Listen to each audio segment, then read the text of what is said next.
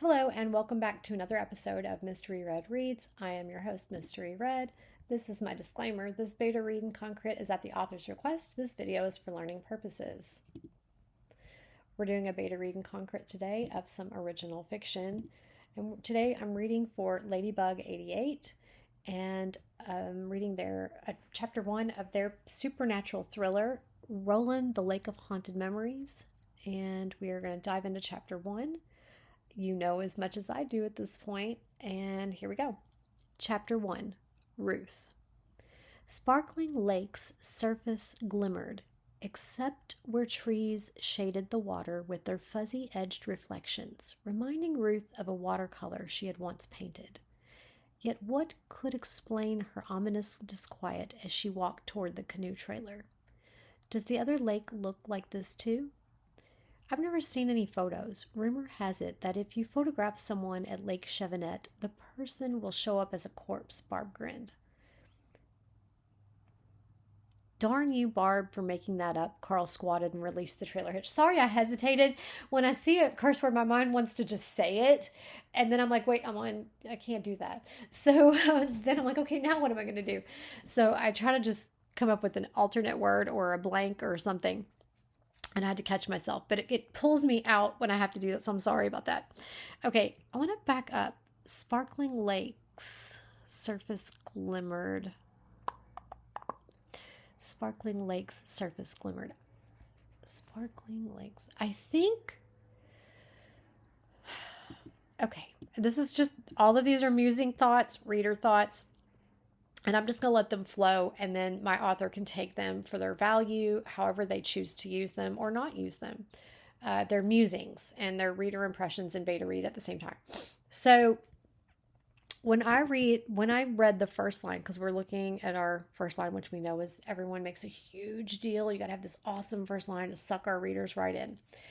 I'm not going to critique the line itself. What I'm looking at is specifically, why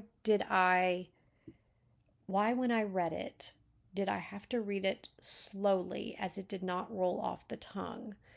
And when I did that, I don't know if I absorbed it as much. So I'm kind of looking back. It gives me pause, and therefore it gets my attention as to what is it that is causing that break in pulling me from the story instead of sucking me in. So my thought here on the name Sparkling Lake, because for a minute I immediately noticed these were capitals, and so I knew that it was a name.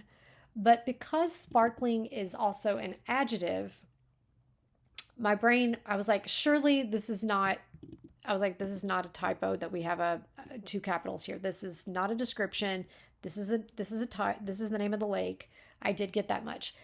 But because it was the very first thing I read, my mind said adjective, like it's literally sparkling lake. And I'm sure it is, and that's why it has that name. But in this case, the name actually caused me to kind of struggle. Obviously, there's nothing wrong with that name for a lake. My thought is here, you could consider, I don't know how attached to the name of the lake you are, or if you just needed a name and it was nice, because I am that way sometimes. I have a name and I just need to name something quickly, and so I grab something and go with it. You have a couple of thoughts. You could reword the sentence, which I know I hate to make that recommendation or suggestion because it's the first line, and I know that we all agonize over the first line, and I hate to say that. You could rename the lake something that is Sparkling Lake is a very lake name. We have like a Crystal Lake, I think, in one part of somewhere nearby. Tons of lake names. It makes sense, and then you're describing it. It does exactly what the name implies. That part fits. And it could just be my neurodivergent brain. It's quite possible. I would probably maybe survey some 2 or 3 other readers about just about an opening line. And sometimes I've actually been in Facebook groups where they'll have like First Line Friday, and everybody posts their first line and critiques it. So you could do that. Sparkling Lake's surface glimmered, except where trees shaded the water with their fuzzy edge reflections, reminding Ruth of a watercolor she had once painted. So it glimmered everywhere except where trees shaded the water with fuzzy edge reflections. First, I'm going to say this. I love the words themselves. I like how you are painting visuals, but I wasn't getting the visual right away because my brain hung up on the adjective in the lake's name, and then I kind of like tripped over the words. I kind of tried to get them out smoothly, but and that could be my beta reader brain was looking for stuff, and maybe that's why. But let me just pretend, just for the sake, let's pretend the name is something else. Simmons Lake's surface glimmered, except where trees shaded the water with their fuzzy-edged reflections, reminding Ruth of a watercolor she had once painted. So, see how I gave it a different name, but in my brain, I wasn't trying to pull up an image. When I see an adjective, I immediately pull up an image, and the image was accurate to the lake. But because it was pulling up an image, I missed the beautiful description that you had given. I'm just going to say that. We're going to leave it for what it is. There's a lot to consider. There's my brain to consider. There is that if everyone else loves it, then ignore me. I can tell you this is the part that tripped me up, and everything else about it. Like when I changed the name, I totally got everything you wanted. And I knew why that happened. I knew why that happened. So we're going to just chew on that, and we're just going to put it out there and keep going. Okay, yet what could explain her ominous disquiet as she walked toward the canoe trailer? Yet what could explain her ominous disquiet as she walked toward the canoe trailer? I am going to make a slight suggestion right here too. Yet what could explain her disquiet as she walked toward the canoe trailer? I'm just going to suggest considering taking that out, and I'm going to tell you why. So you've got a beautiful visual description here, and I get the sense that you're going to be very descriptive, try to immerse your reader in the story and give a great visual. In this case, the word disquiet, I think with the image you're setting up, you can go a little bit subtle on the second line because you've given such a beautiful visual on the first line. And sometimes with the subtlety here and there, and then the description sprinkled along the way, we get that perfect blend that gets the visual and the feel that we're going for. Play with it, try it without it, say it out loud, see what you think of it and how you feel when you read it. And then when you make the little bitty changes, read it all together and see how that makes you feel. Simmons Lake's surface glimmered, except where trees shaded the water with their fuzzy-edged reflections, reminding Ruth of a watercolor she had once painted. Yet what could explain her disquiet as she walked toward the canoe trailer? Does the other lake look like this too? I've never seen any photos. Rumor has it that if you photograph someone at Lake Chevenette, the person will show up as a corpse. Barb grinned. Creepy. Love this. Creepy. Darn you, Barb, for making that up. Carl squatted and released the trailer hitch. I didn't, I swear. It's just part of the stories. What stories? Ruth's stomach twitched. Urban legends. Well, perhaps that's not urban since it's out in the boonies, Barb smirked. 2 logging crews went missing, and only 1 man survived out of each. It so happens they were father and son. Both ended up pretty mangled up and claimed the lake was haunted. My suggestion would be to just omit up. Both ended up pretty mangled and claimed the lake was haunted. It does the same thing without it, and you lose the word echo. Haunted? How come I couldn't find anything about it online? Unsure of the spelling, Ruth had tried multiple variations, but none had produced any result. Officially, it's one of the hundreds of unnamed lakes in Vilas County. Only the locals call it Chevenette. Don't ask me why. No one has ever published anything about it, and that's what makes it such a gold mine. Barb's eyes glinted. I think this field trip project is only for a course, but our findings will be so unique that if we manage to show a significant contrast between Lake Chevenette and Sparkling Lake in terms of ecosystem and water quality, we may be able to get a publication out of it. Okay, that line was a little bit long. It's all good. It just was a little bit long. I would probably look for a break and put that into 2 sentences. It'll still say the same thing. It'll just read a little bit smoother for you. Anna rolled her eyes. Barb's obsessed with publications. Can you blame me? I'm hoping to defend my dissertation within the 3-year tops and then get into postdoc.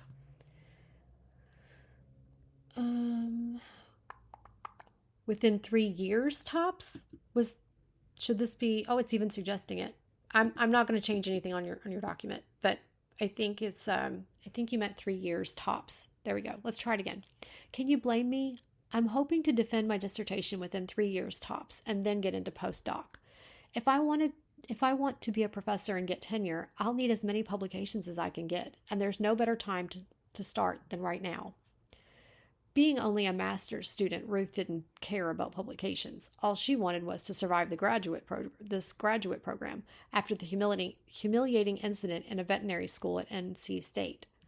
But considering how wide Sparkling Lake stretched, it would take a lot of paddling to reach the center, where her limnology textbook instructed they should collect samples and measurements. Having never held a paddle, she suspected she was in for another humbling moment. A dog barked and paws galloped until a chocolate Labrador stopped in front of her. There is nothing wrong with this.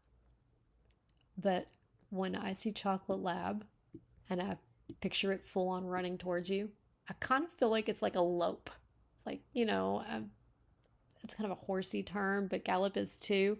And I just kind of see the ears flopping and the mouth hanging open and the kind of bobbing of the head I just get this whole loping image anyway. A dog barked and paws galloped until a chocolate Labrador stopped in front of her. Above a pair of intelligent brown eyes, spots of lighter fur resembled eyebrows, and a smattering of gray around the dog's muzzle hinted at his age. Beautiful, very nicely done. Ruth squatted to pet him and read the blue bone-shaped tag hanging from a black collar, Tyson, followed by a 715 area code phone number. What a cute name you have, Tyson. The dog touched his cold nose to hers, just like her old dachshund and retriever mix Bambi had used to.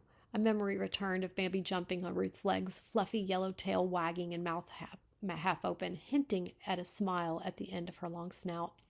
Okay, I'm going to point this out, and I do this. I've got to, I'm doing really well. You guys are sending me lots of reads, and I'm so excited for all of you, and I'm really thankful you guys are trusting me with your words. I mean, when I say that, I really mean it, and that's why I say it all the time, because it takes courage to send this to me and to, it takes courage. So anyway, every now and then I need to read you guys some of the stuff that I've written. I would almost like to do a thing where I pull together different snippets of things that I've written and all the things that I'm always pointing out to you guys that I do. And this one, there's nothing wrong with it, but I can see a little bit of something that I do.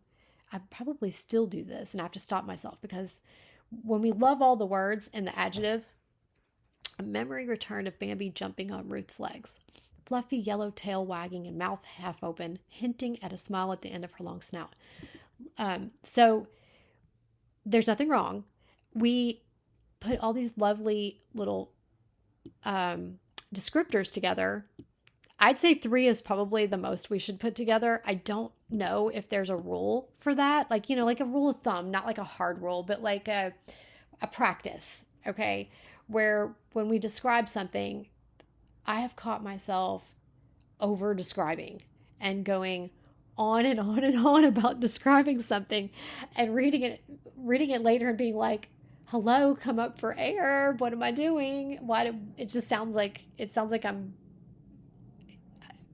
it sounds like I'm rambling about how something looks, and you're not doing that. It's not that at all. It just, when I read and I saw an adjective and then a comma, and like a description and an adjective and a comma, and I was like, oh my gosh, I do this. I think I have somewhere. I've actually got 3 sentences worth and comma, comma, comma, and just sometimes I get in a mood and all the words kind of flow out, and like I'm an emo type writer, not sad emo, just very emotional writer, and so I'll have all these words just spilling out of me, and then it tends to make really long sentences. I don't know why I read this. I think because the visual is great. It's great. And I've totally got it. It's just, I think maybe I write a little bit like this. So I'm kind of relating is what I think is happening. All right. Rejoicing in the memory, Ruth scratched behind Tyson's droopy ears, his lips parting in what she accepted as a smile. Nice. I like that. That's cute. Quick footsteps and a mechanical grinding sound announced a gray-haired woman in slacks and a windbreaker jogging toward Ruth. Oh. Okay. Now this is my brain working. My brain is thinking. Quick footsteps and a mechanical grinding sound announced a gray-haired woman in slacks and a windbreaker jogging toward Ruth. I am not a comma goddess by any means. Seriously. But my brain, when I read this, okay, so I got the mechanical grinding sound, so I got the sound, and then I got the visual. And as I'm getting the visual, I'm getting that she's in slacks and a windbreaker. But when I read windbreaker and jogging right next to each other, I went from my visual to the action, and I guess I needed a pause. So I'm kind of wondering, and someone who's more grammar oriented, until we dive into comma research, which I'm hoping to do like a little series of all the questions that pop up for us, of little shorts that we can watch and refer to. But I kind of think we might tuck a comma there, and that would help the mind break apart the windbreaker and the jogging. There's nothing wrong with this sentence at all. I've got the visual, but when my brain saw windbreaker and jogging, I've gotten from visual to action, and I just needed a little pause, like right there. Take it for what you will. Take it, leave it, whatever. Behind the woman, and then we have a nice comma. See that? So behind the woman, a man rode a motorized wheelchair, a yellow-brimmed green ball cap on his head, and a white-lettered G on the front. Tyson turned his snout toward the approaching couple and let out a soft bark. "There you are, pup," the man said. His legs ended at mid-thigh, only slightly longer. "I hope he didn't jump on you," the woman leaned forward, catching her breath. "Not at all," Ruth smiled. "He's such a sweetie." Carl stroked Tyson's fur. "He looked like good company. I've got one at home, Ignatius." "That's a pretty name," the woman said. The man gazed at the trailer in mild curiosity. "Nice big canoe you've got there." Darkened spots decorated the back of his hands, one lacking fingers other than a thumb. "That's a Tripper XL, the only one I know that can fit all 4 of us plus our equipment," Carl said. "We're collecting lake samples and taking measurements for a school project." "We're students at UW. Later we'll go to," Ruth turned. "What's the other lake called?" "Lake Serviette," Anna said as she deposited the equipment box inside the canoe. "Serviette is French for napkin, you dummy," Barb said. Anna blushed. Ruth felt tempted to say something soothing, but didn't want to embarrass Anna further. I'm pausing. That's funny. Okay, sorry.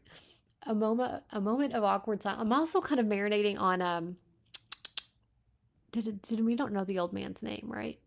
The man on the motorized wheelchair. I'm liking your visual of him. It's very, very good. Okay, let's see. His legs only ended at mid-thigh, only slightly longer. I've got a visual of this guy. And then you mentioned his fingers and his thumb. And I love the spots on the back of his hand. Great visual. Very nicely done. Okay. A little comedy in there. Okay. A moment of awkward silence followed until Barb said, "It's called Lake Chevenette." The man launched into a coughing fit so violent his body tipped forward and he would have tumbled headfirst off the wheelchair if the woman hadn't held him and prevented his fall. Okay, that one's a little bit long. I read it pushing out the breath to get the whole word, to read it the way you've got it. I would probably look for a comma somewhere in there to give a little bit of a pause. The man launched into a coughing fit so violent his body tipped forward, and he would have tumbled headfirst off the wheelchair if the woman hadn't held him and prevented his fall. Oh, you could use preventing his fall here, and maybe do not check into it yourself. The man launched into a coughing fit so violent his body tipped forward, comma. Or you could even put a period here, omit the and make this a capital. And let's just taste that for a second. Hang on. The man launched into a coughing fit so violent his body tipped forward. He would have tumbled headfirst off the wheelchair if the woman hadn't held him, preventing his fall. Whatever you think of it, see what you think of that. Maybe. I don't know. It's an idea. She helped him resume his previous position. Dislodged from his head, his ball cap rolled away, windswept. Tyson chased after it. Ruth ran, caught it, and shook off the sand and debris. She walked back, taking in the scene of the woman cradling to her shoulder the man's head, sparse strands of gray hair flying up in disarray. Her movements lacking hesitation, she stroked his face, the pained weariness of her expression indicating she had done this countless times before.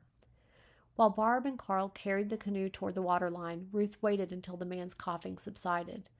Eyes wide and staring toward the water, he ignored her presence. His hands in his lap, palms upward, his remaining fingers curled like the talons of a broken-winged eagle. Tyson sat by the wheelchair, his face nuzzling one of the man's leg stumps. Even the dog reacted to the scene like an everyday occurrence. How would it feel to live like this, responding so violently to something so banal as the name of a lake? How did it compare to Ruth's behavior in the elective exotics course back at NC State? In the 9 intervening months between that day and when she had packed her life away in North Carolina and flown to Wisconsin to start anew on a blank slate, she had often wondered about the root cause of her many phobias. Okay, so I'm going to pause a second to unpack what my reader impressions are, what I'm kind of getting. They met this man. They don't know him. The man in the wheelchair.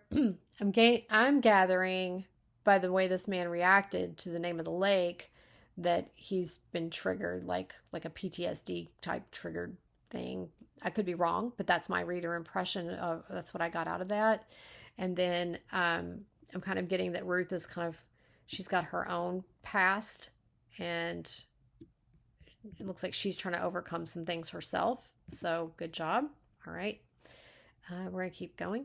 Is there anything I can do? She asked, returning her attention to the old couple. It's okay. Our car is just there. The woman pointed, but Ruth didn't look, entranced by the man's transformation. I'm going to pause for a second. The woman pointed. I kind of want the comma there, or the woman pointed. Yeah, the woman pointed, but Ruth didn't look. Entranced by the man's transformation. Okay. Maybe I'm not, I could be wrong. Definitely when it comes to, I'm kind of reading them. I'm kind of suggesting them where I would give pause when reading the sentence. Let me just say that. It doesn't mean it's correct, but I needed a pause. The woman pointed, but Ruth didn't look. Or that could be just fine. This could be fine. I will say my second thought is entranced and transformation have a similar sound, and so that is a bit distracting. I would probably toy with my wording there, maybe swapping one word out for a different word that means the same thing, but that's just a suggestion, and we're going to move on. Tears ran down his face now, his mouth open, his breathing ragged. Lord, this poor man is completely, I'm guessing this is probably how this man lost his legs. Something has happened to him. The woman hesitated, her expression hinting at something she wanted to say. Sensing its importance, Ruth decided to give it time. I'll help you get to your car. Thank you, but there's no need. Your friends are waiting for you. The woman jerked her head toward the shoreline where Carl and Barb, one dark and the other light-skinned, dragged the canoe into the water. Several feet away, Anna paced and smoked a cigarette. I insist, Ruth turned her head back. I'll help you to your car, and then I'll join them. The woman got off her haunches without letting go of the man. She then pushed him in the wheelchair. Tyson let out a soft bark and galloped ahead. I'm going to pause. You've used gallop once already in this chapter. I wouldn't recommend using the same word twice in one chapter. But we also talked about how I kind of saw him as loping. So you could easily swap out galloped for loping, and then you could keep this one. That's just a suggestion. Okay, so then she then pushed him in the wheelchair. Tyson let out a soft bark and galloped ahead. Still holding the ball cap in one hand, Ruth walked beside the couple, sand and gravel crunching underfoot, as they went around a fallen log and made their way to the car. A white Pontiac Sunfire, clean but far from new. Okay. We have lots of descriptions, and they're wonderful, but I kind of think we might have a few too many in this sentence. Because it's a long sentence. Like I read and then I kept going. So it could probably be made into two sentences, and then and in looking for a place to create it into two sentences, you may not have to change any of the wording at all. It might work better. We could toy with it for a second. I don't want to hold up too long. Still holding the ball cap in one hand, Ruth walked beside the couple, sand and gravel crunching underfoot, as they went around a fallen log and made their way to their car. A white Pontiac Sunfire, clean but far from new. What I might suggest, because I do love your description, and I think I write a lot. I think I write similarly to this, so I'm relating in a big way. What I might suggest is saying to yourself, is my adjective relevant to the story? Not my adjective, yes, I guess. I mean, okay, let's put it this way. Let's try it like this. If we're trying to, honestly, here's the thing. When you're describing and it paints a really good picture, but you're doing it so frequently that it loses its, the beauty of it. You don't want it to be a distraction either, and you don't want it to be too much. There's a balance that we have to find. Still holding the ball cap in one hand, Ruth walked beside the couple, sand and gravel crunching underfoot. I kind of want that to be a period right there, or I'd suggest it. As they went around a fallen log, making their way to the car, a white Pontiac Sunfire, clean but far from new. I'm going to tell you, if you may not need all of that, or you may be able to keep the whole sentence and just take out some of the descriptions. Ask yourself if it is important for us to know that it was a white Pontiac Sunfire. Is it relevant to the story? Is the make of the car important?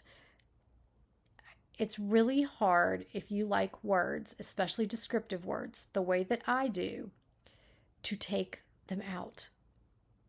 It bothers me. It's like hard. If you love the pretty words, it's really hard to let them go. And I mean that in the most sincere way. I literally I open a note sheet, and every time I'm making myself take out things that I love, but I know that it's for the best of the story, and you don't want your descriptions to be distracting, okay? You don't want it to be too much. There's a balance. You got to find it. But when it's really hard to take some out and to let it go, I paste them into a separate document. So I kind of feel like if I want them back, they're still there for me. So I'll kind of like say I'm fooling with this sentence. I'll copy it and paste it into another, like a note, like these are my notes. I'll just pop it up, and that way I can open it, close it, or I'll have a Word document open, whatever. But I'll have some place.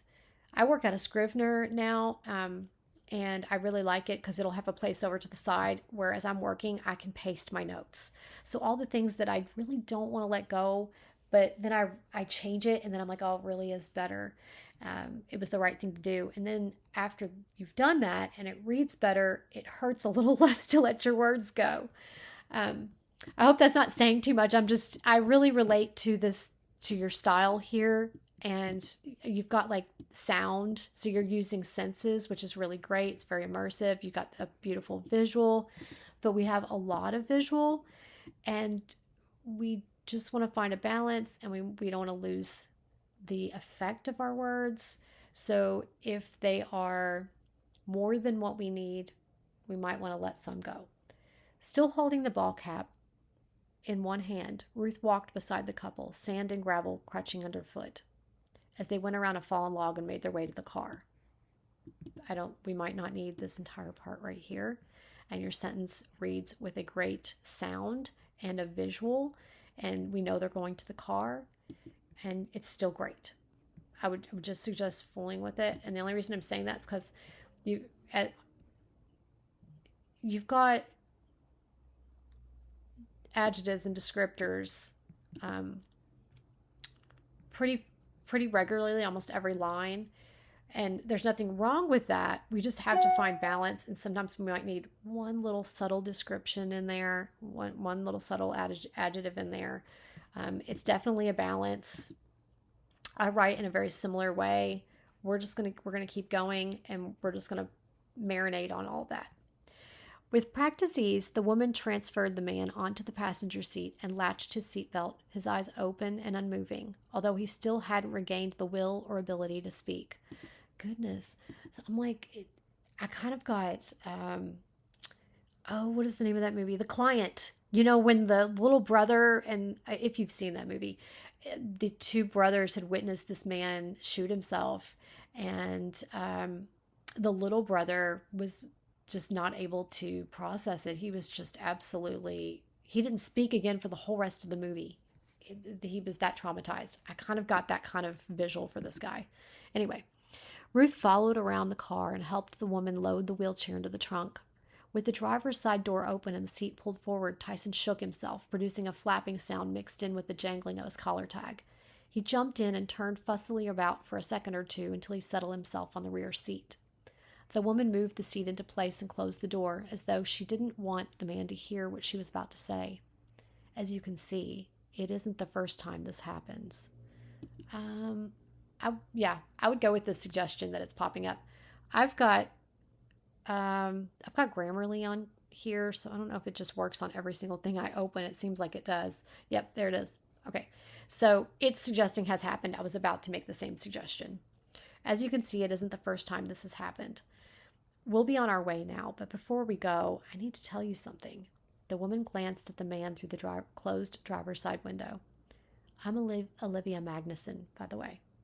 Ruth Kisty, pleased to meet you. Likewise, she attempted a wistful smile. Please don't go to the other lake. Lake Shh, don't say the name. It's bad luck. The place is cursed.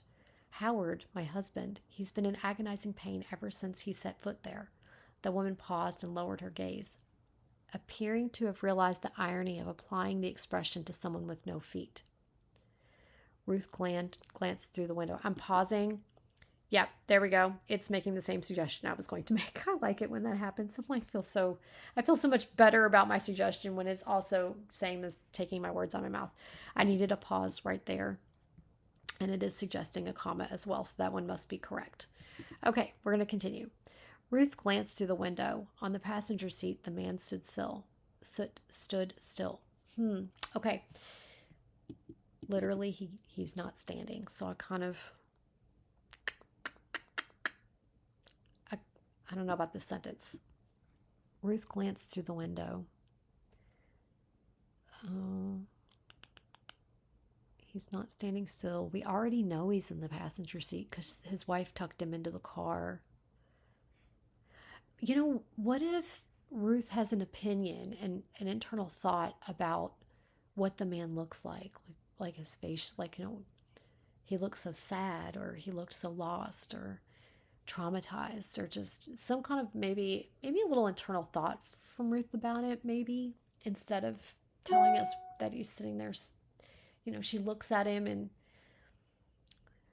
what I would do is imagine him sitting there and that you're Ruth and you look through that window, and what is your thought? And maybe try that to be what you put in right here. I feel like it needs her thought. Rather, we already know he's in the car. His wife's already tucked him in. Yeah, that's my suggestion there. We're going to keep going. People died there, my father and brother included, but Howard survived. And I've often questioned whether that was luck or Olivia Magnuson gazed toward the water. You don't want to go there. Believe me, you really don't. Okay, I'm loving this. All right, I'm loving this. One more suggestion. she did introduce herself as Olivia Magnuson, and I think that that's perfect because, like Ruth said, I'm Ruth Kisty. I would probably omit the Magnuson here and just say Olivia gazed toward the water because now they know each other. Now she has a name, but when we think of people, we don't usually think of their first and last name every single time we think of them. I would just take her name out of there. You don't need. That's a suggestion. Okay, so let's just taste it to see what we think. People died there, my father and brother included, but Howard survived, and I've often questioned whether that was luck or Olivia gazed toward the water. You don't want to go there. Believe me, you really don't. Okay, so it looks like I'm at the end of this chapter already. So it reads really well. I'm definitely intrigued. I want to know what happened. I'm a little scared to know what happened. I'm shocked that she's like, my father and brother included. So I'm wondering, was Olivia there when whatever happened went down? So I kind of wonder that. How I'm Can you imagine you're going, you're going to do this project, you have this experiment you're going to do, and here comes this man and this woman, and it just so happens that they have a tragedy related to the very lake that she's thinking about going to. For a second, I was thinking, why, if you had had some kind of horrible experience, like this is a life altering moment, and you've had this horrible experience, would you go back to a lake? Would you go back to a lake? But then they're not at the lake where this happened. So, yeah, she's saying don't go to that other lake. So, if you really love something, like I love water, so I love being around bodies of water. I mean, you may still go around them even though you've had some horrific experience. You just wouldn't go near the place where it happened. That's very believable. So, this is still working. This is working well. I like it. It reads pretty clean. I like your adjectives. We have a very similar writing style with the descriptions. I've enjoyed your first chapter. I hope that something I have said is helpful to you. And thank you so much for trusting me with your words. And I'll see you guys next time on Mystery Red Reads.